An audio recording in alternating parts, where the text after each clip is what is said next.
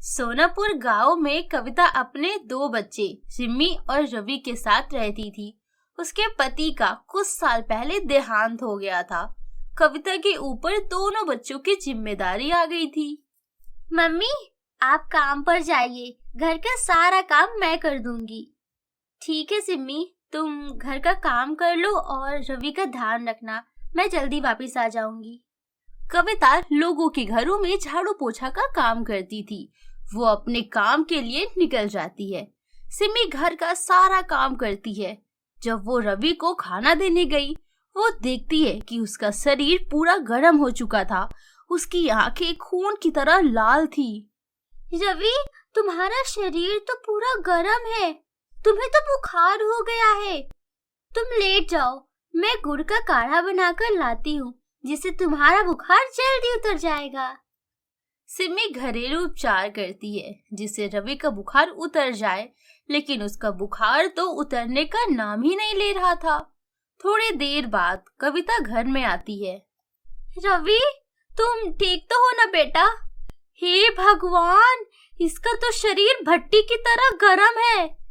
Mummy, मैंने रवि को काढ़ा बनाकर दे दिया, लेकिन इसका बुखार उतरने का नाम ही नहीं ले रहा। हमें डॉक्टर के पास जाना चाहिए।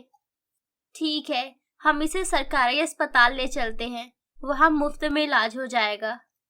सिमी और कविता रवि को अस्पताल ले जाती हैं। डॉक्टर रवि का इलाज करने की काफी कोशिश करते हैं, लेकिन उसका बुखार तो उतरने का नाम ही नहीं ले रहा था, बल्कि उल्टा उसकी तबीयत और खराब हो गई।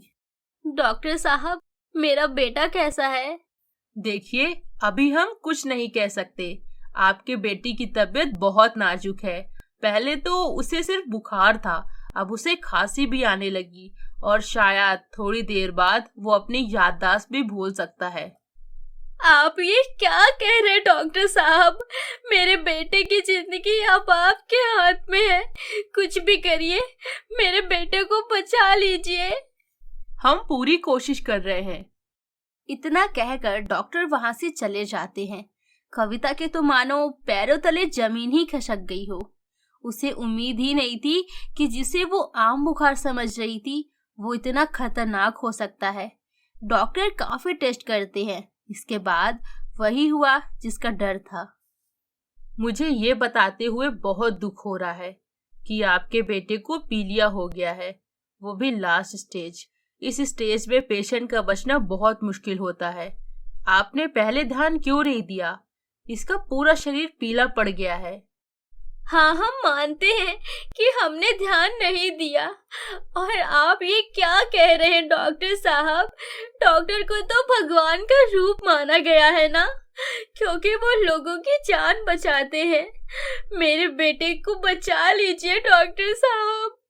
देखिए, हम आपका दुख समझ सकते हैं, लेकिन अब हम कुछ नहीं कर सकते। डॉक्टर की बात सुनकर कविता को झटका लगता है। उसे समझ नहीं आ रहा था कि वो क्या करे। कविता रवि को अस्पताल में ही इलाज के लिए छोड़ देती है और सिमी के साथ अपने घर आ जाती है। वो उदास बैठी थी, उसे कुछ समझ नहीं आ रहा था। उसी समय उसके घर में कुछ औरतें आती हैं जो कि अनाथ आश्रम के लिए चंदा इकट्ठा कर रही थी। बहन जी, हम अनाथ बच्चों के लिए आश्रम बनाना चाहते हैं, इसीलिए हम हर घर जाकर चंदा इकट्ठा कर रहे हैं। आप भी अपना कुछ योगदान दे दीजिए, जिससे अनाथ बच्चों का जीवन उज्जवल बन सके। दीदी देखिए, मैं बहुत परेशान हूँ। मेरे बच्चे को पीलिया हो गया है और डॉक्टर ने जवाब दे दिया। आप हमें हमारे हाल पर छोड़ दीजिए। दीदी, इसका सलूशन है मेरे पास। मेरी जेठानी के बच्चे का यही हाल हो गया था। डॉक्टर ने तो साफ मना कर दिया कि हम कुछ नहीं कर सकते। फिर उन्होंने आहोई व्रत रखा। इसके बाद माता रानी की कृपा से उनका बच्चा बिल्कुल स्वस्थ हो गया। ऐसा कहा जाता है कि जो भी इस व्रत को निर्जला रखता है, माता रानी उनके बच्चे की आयु लंबी कर देती हैं। इतना कहकर वो औरतें वहां से चली जाती हैं। कविता को इस व्रत की विधि मालूम नहीं थी। वो अपने आस पड़ोस की कुछ औरतों से पूछती है कि इस व्रत को कैसे रखा जाता है। जो औरतें इस व्रत को रखती हैं, वो कविता को पूरी विधि समझाती हैं और इस कार्तिक कृष्ण पक्ष को कविता इस व्रत को निर्जला पूरा करती है। अगले दिन कविता हॉस्पिटल जाती है अपने बेटे से मिलने। वो देखती है कि उसके बेटे की तबीयत पहले से काफी अच्छी हो गई है। आप इतने दिन से कहाँ गायब थी? आपने ना ही अपना फोन नंबर लिखवाया और ना ही अपने बेटे को देखने आई। डॉक्टर, मुझे कुछ समझ नहीं आ रहा था कि मैं क्या करूं, इसीलिए मैं घर में ही भगवान की पूजा कर रही थी। और इसीलिए शायद भगवान ने आपकी सुन ली। क्या मतलब है डॉक्टर आपका? 2 दिन पहले हमारे हॉस्पिटल में कुछ सीनियर डॉक्टर आए थे जो कि मरीजों का चेकअप कर रहे थे।